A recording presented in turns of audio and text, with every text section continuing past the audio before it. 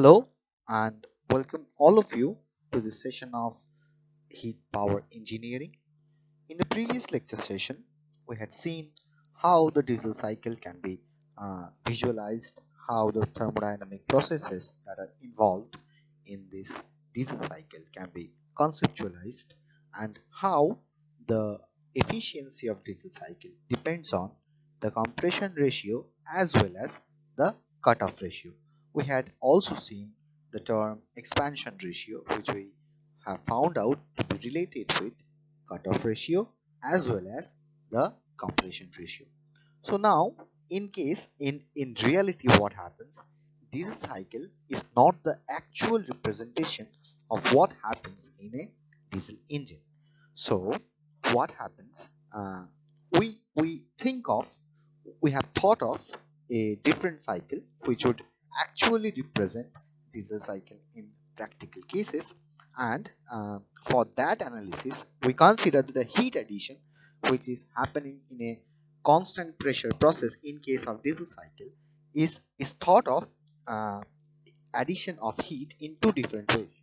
Some part of the heat is added in constant pressure and some part is added in constant volume. That is what we have thought of a diesel cycle when we try to represent it in a practical case, and thus we can see a new cycle which we call as limited pressure cycle or dual cycle has been generated.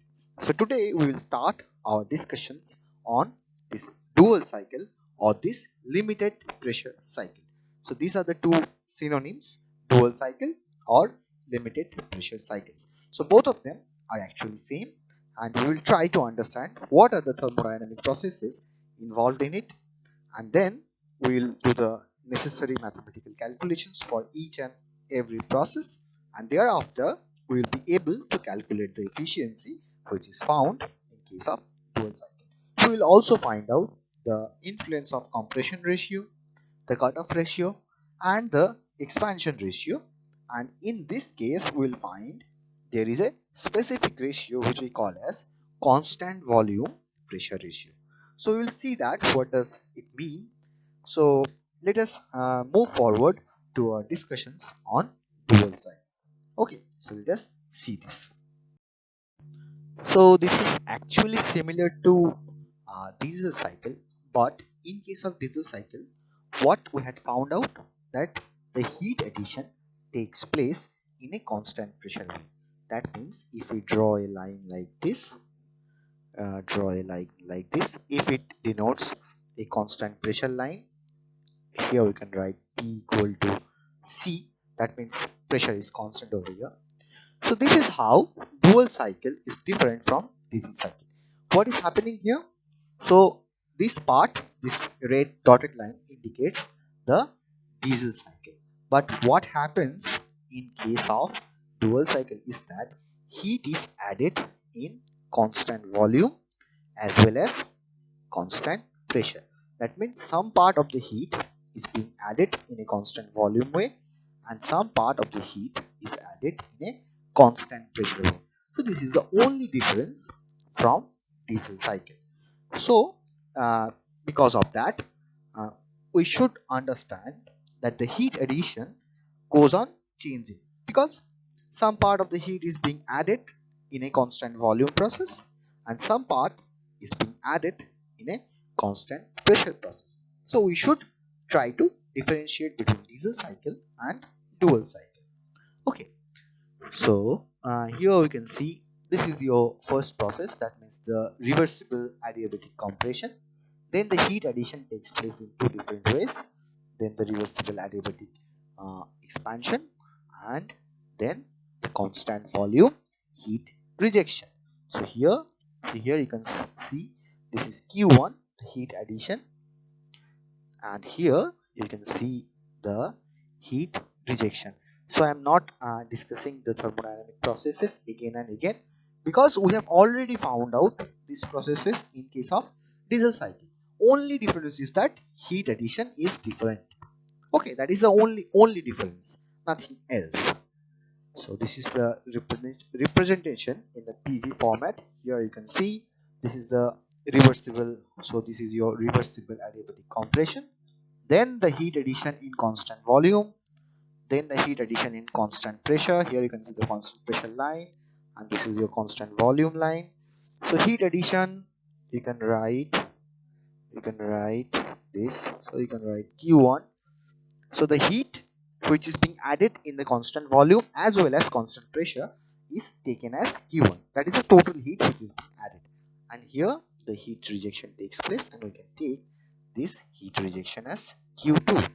Okay, so here what happens? The work is being generated. So this is work transfer from the system, and this is the work transfer to the system. So we can write WE, which refers to the work done because of expansion, and this is the work done consumed by the system because of the compression. Okay, so here we can see these are the basic processes which are involved in it. And now what we'll do, we'll move on to the calculation part. That means what are the heat transfers, work transfers, and the internal energy change involved in this each and individual process. So let us find that. So coming to the thermodynamic calculations which are involved in dual cycle or pressure limited cycle. We know that this is the statement for first law, and this is the internal energy change which can be calculated by this formula. We have seen it several times, so I am not going into the discussions. So we can see that for the process 1 to 2, the internal energy change would be mcv T2 minus T1.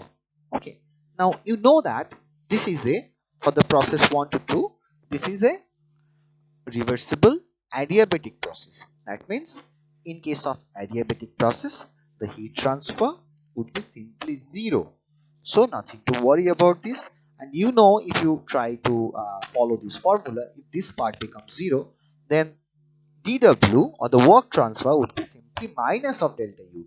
So you can write mcv T1 minus T2. So we will understand the changes over here. So it would be mcv T1 minus T2, the work transfer. Now coming to the process 2 to 3, again it is a simply interpretation to calculate the internal energy change. You know, it is done in a easier way, and this is the general formula which is followed for all process. Now coming to the process 2 to 3, what happens in this process? Heat is being added in a constant volume manner. So if heat is being added in a constant volume manner, then what will happen? Then you know that the work done is PdV. The work done is defined by PdV. So if this part becomes 0, then the work done would simply become 0. Okay, so the work done would simply become 0 in this case. And if this part becomes 0, if this dW becomes 0, then dQ would be simply equal to delta U. There is nothing to worry about this thing, so you can simply write mcv T3 minus T2, that is your heat transfer. So in this case you can find that the heat transfer and the internal energy change is exactly the same. Now coming to the process 3 to 4, so this is a process where heat is being added in a constant pressure way. So how we can do this, how we can calculate the changes? So again we will be following the same old way. So here you can see that we have taken the mass of the air is m. Okay, so this is why I am writing this m over and over, and therefore it will be T4 minus T3. You know the way out, final minus initial, so T4 minus T3. Now what will be the heat addition over here? You have seen in diesel engine, when the heat addition takes place in a constant pressure mode, we use this MCP part, or we know that it can be interpreted in the way of enthalpy, and we can uh, also get the same formula, that is MCP final minus initial. So it would be T4 minus, it would be T3. So here please note the change over here. Here this constant pressure, specific heat at constant pressure is being used. Whereas in case of internal energy, the the specific heat at constant volume is used. Okay. Now coming to the work transfer. So which formula would we follow? We would simply follow this PdV formula. Okay. To calculate the work done, we should be following this formula. Now here you can see this is the constant pressure. That means you can write P3. P3 is the constant pressure. Integration of dV. Okay, so integration of dV means the integration result would give you V. Okay, right. So the integrated result would give you V. Now what is the change? What is the change of volume? V3 becomes V4. Okay, so you can write P3 V4 minus V3. Okay, so this is your work done. So this is your work done in case of this constant pressure heat addition. So when heat is being added in this way, the work done would be simply P3. It would be simply P3 into V4 minus of V3. That is as simple as it is. Now coming to the process 4 to 1.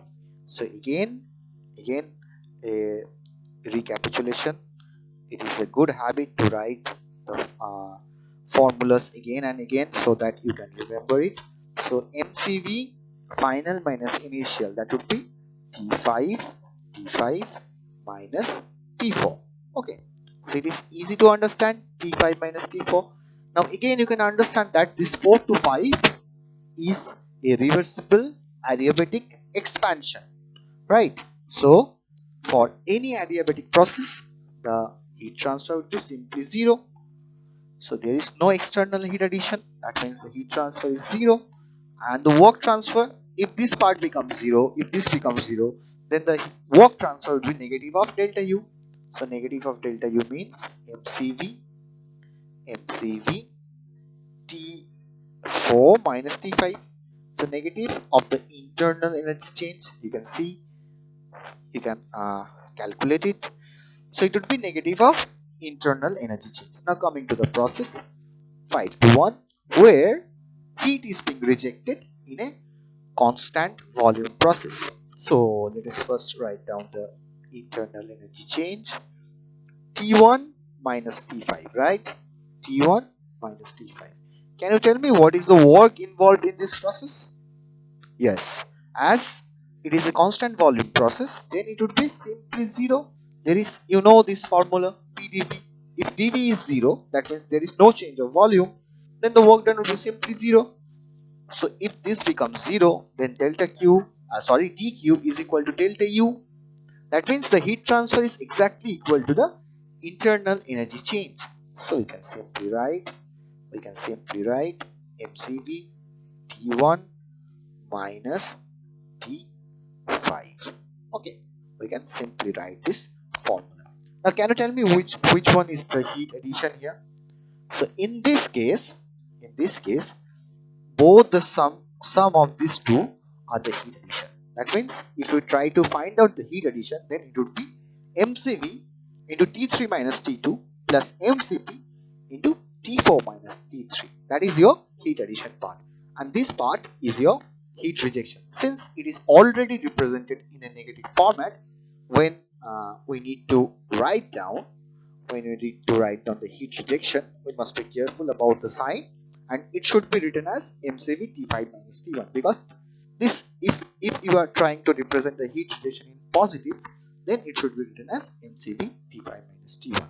So here you can see that the net internal energy change is obviously 0, and if you calculate these two things, you will see that the summation of dq that means all the heat transfers is equal to the summation of all work transfers.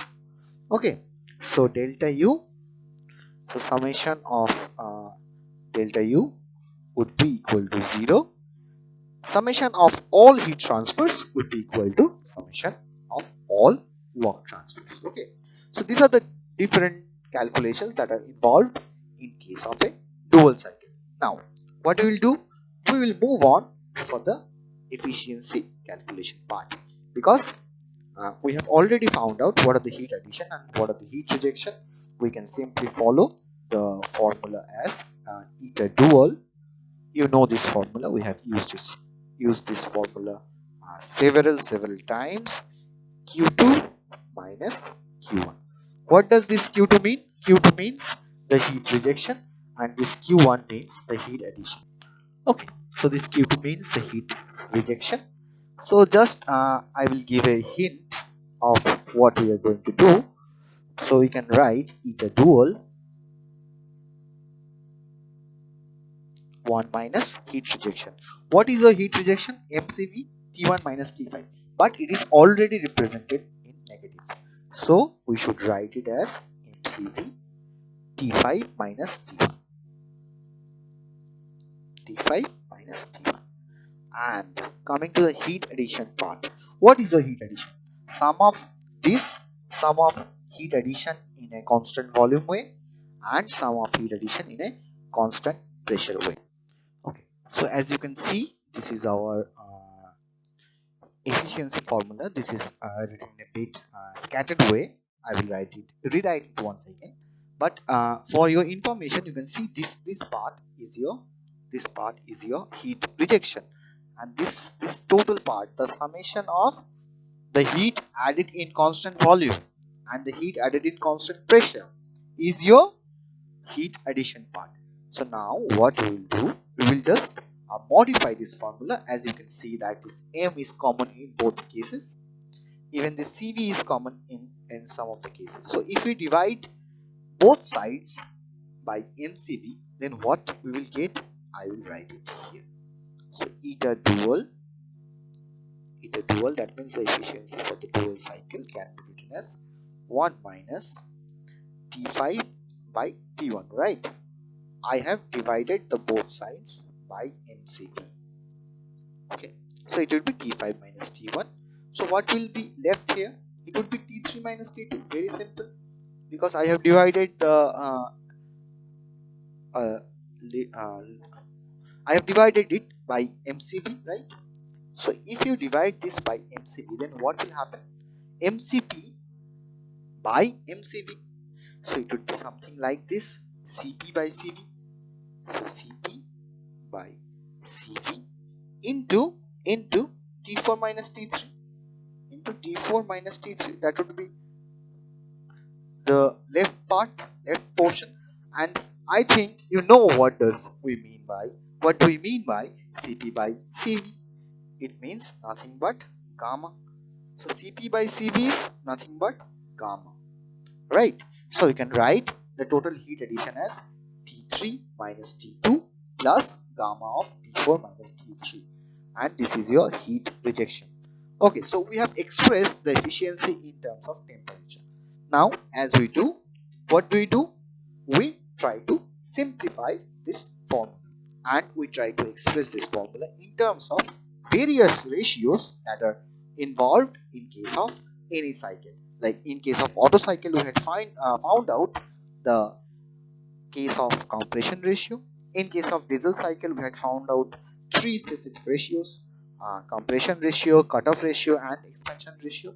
In this case, with an addition to the diesel cycle, we will see there is another ratio, and that is called as constant volume pressure ratio. That means when this heat is being added, in this process heat is being added, you can see there is a change in pressure, right? But the volume remains constant. So this constant volume pressure ratio is defined as RP, and it is called as, this RP is called as P3 by P2, nothing else. Okay, so it is called as P3 by P2.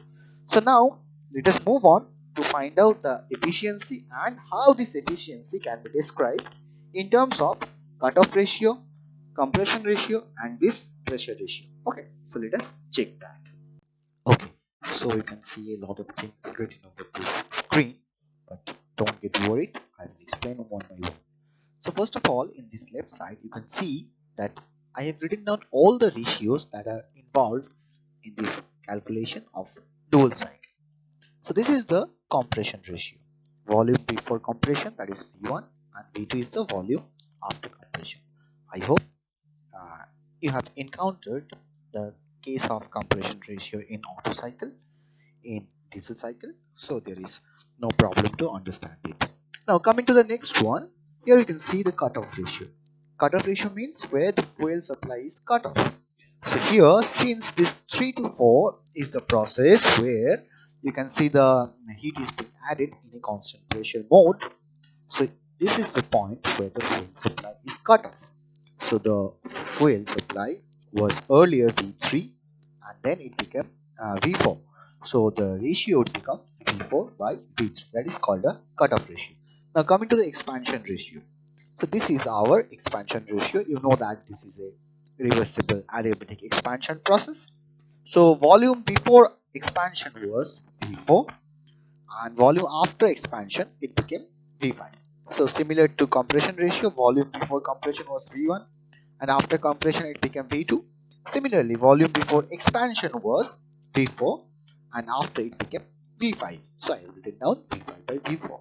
And now coming to this additional ratio which is involved in case of dual cycle analysis. So in this process you can see heat is added in a constant pressure way, right? Constant volume way, sorry. It is added in a constant volume way. So in this case, the pressure obviously changes. You can see the pressure changes from P2 to P3. Then it would be simply uh, the pressure after heat is being added in a constant volume way, and that is P3. And this is the pressure P2 when no heat was added. So P3 by P2. Now you can find out that this RV, the compression ratio, can be written as V1 by V2. That has been already denoted here. Now this V1 is equal to V5 because this is a constant volume heat rejection process. So if you draw a line, it means that V1 is equal to V5. So I can write V5 instead of V1. And similarly, in this case when this is your constant volume line, you can understand that V2 and V3 they are equal. So instead of V2, I have written down V3. Okay. Now, if you just rearrange this V5 by V3 in this way, multiplying and dividing V4, so V5 by V4 into V4 by V3. Now, V5 by V4 is given as the expansion ratio.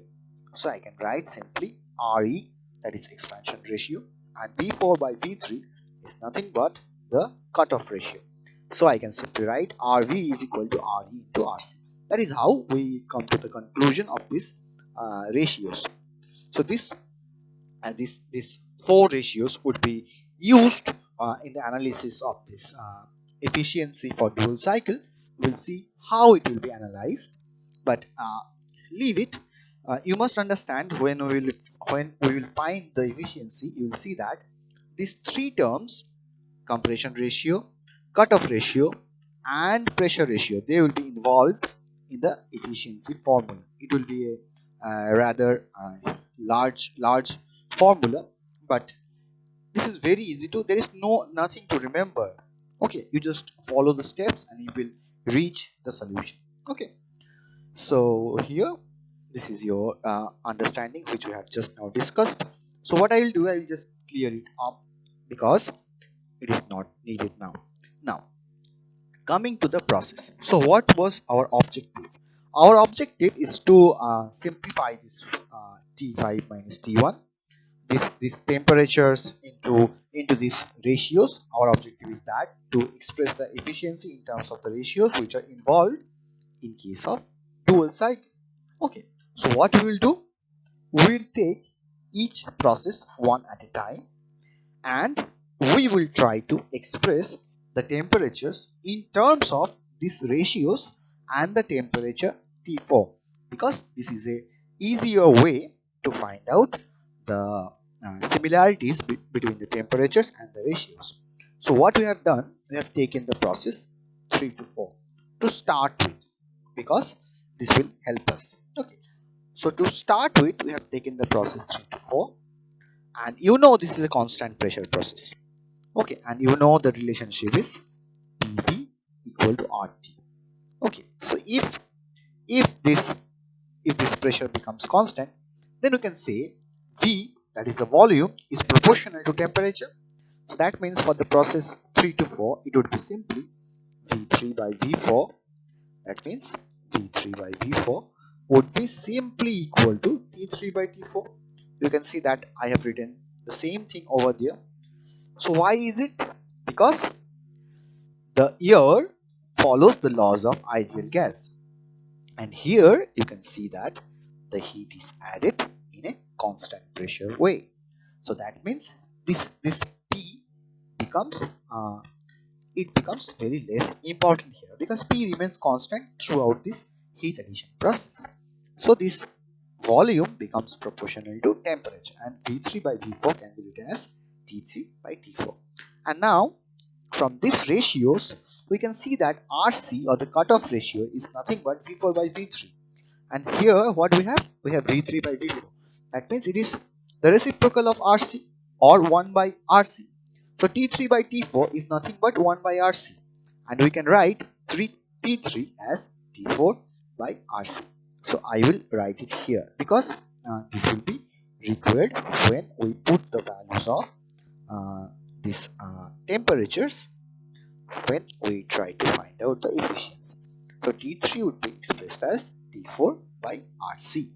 Now what we will do, we will just clear this thing.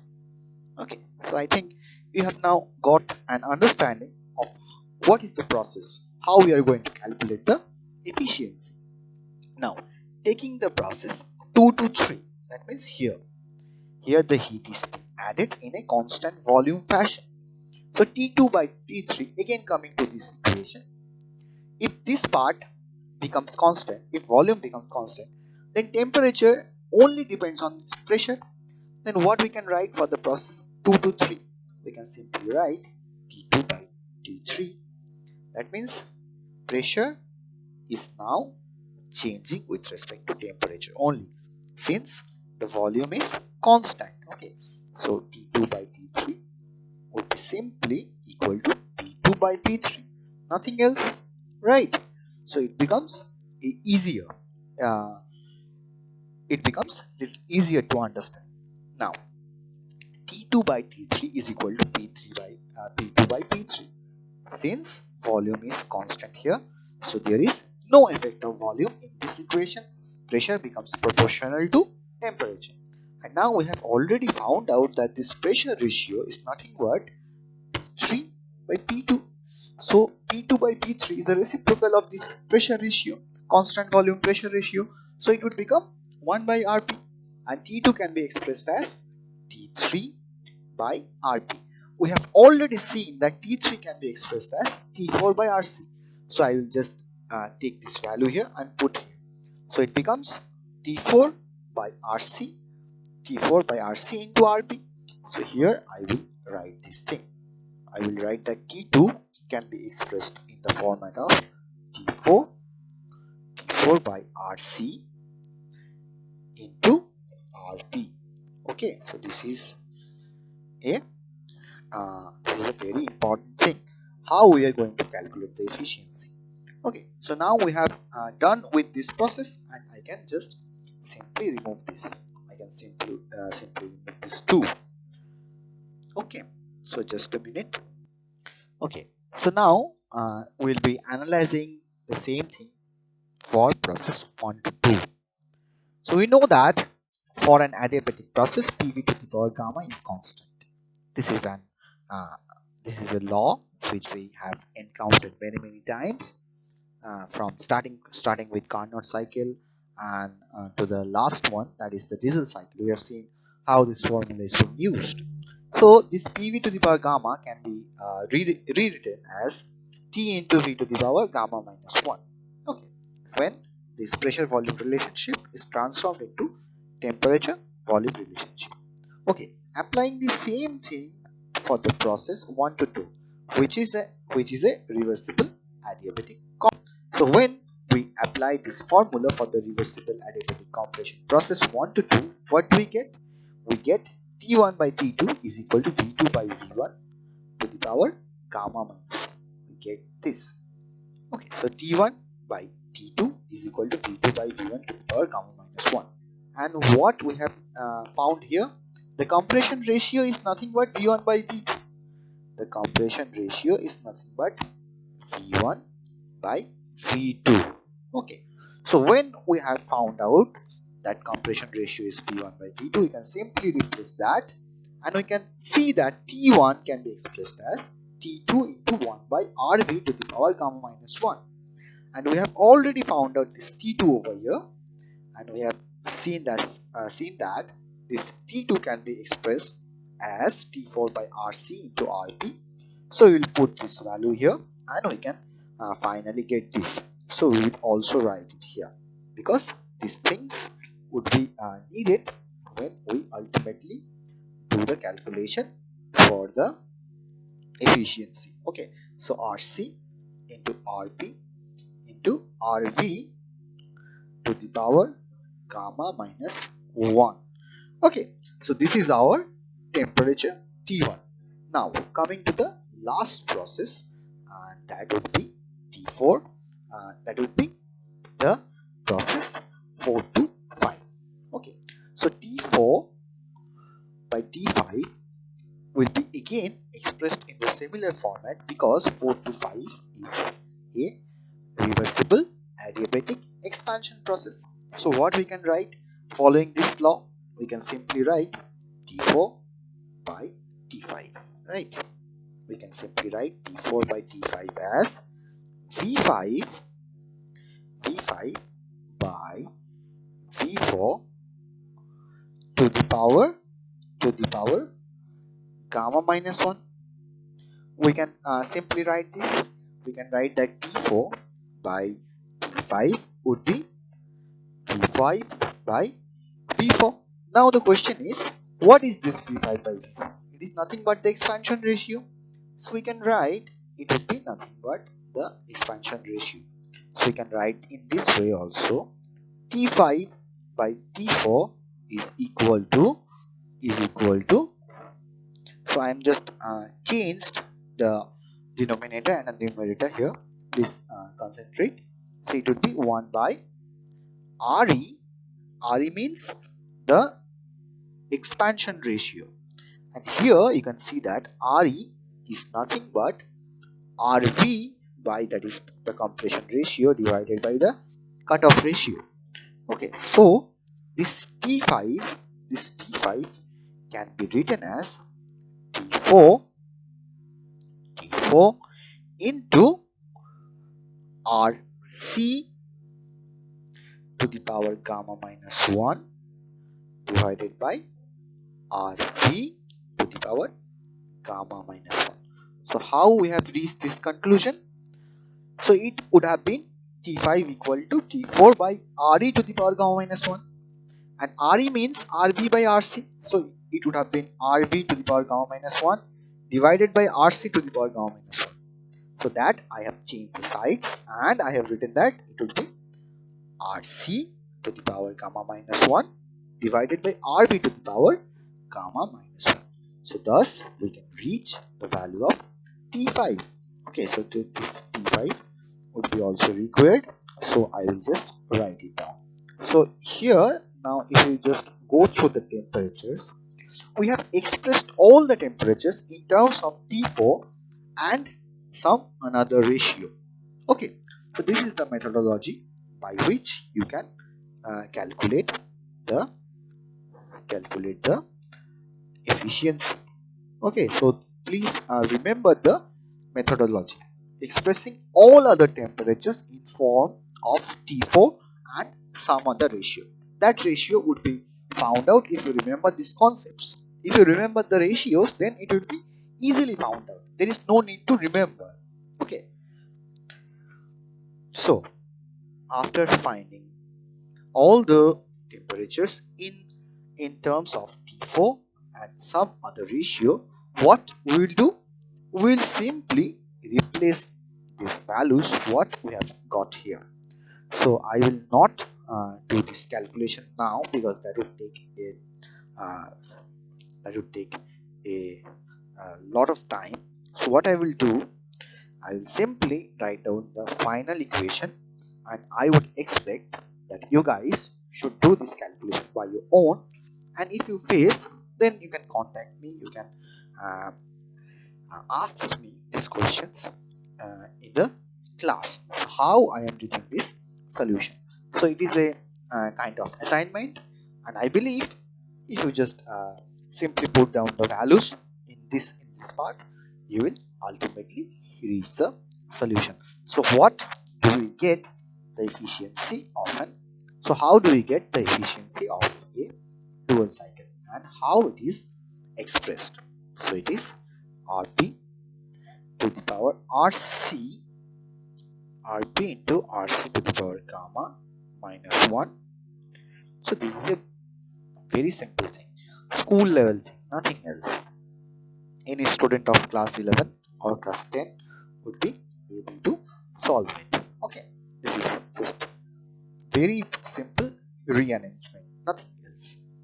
So Rp into Rc minus 1.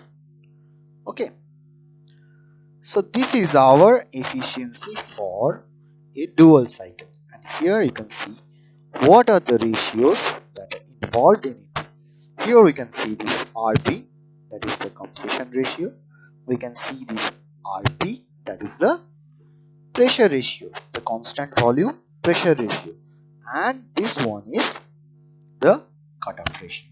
So this efficiency of dual cycle is expressed in terms of the three specific ratios that which I had earlier mentioned, that RV, RE, that is the expansion ratio. I'm sorry that RV, RC, and not this, and this RP.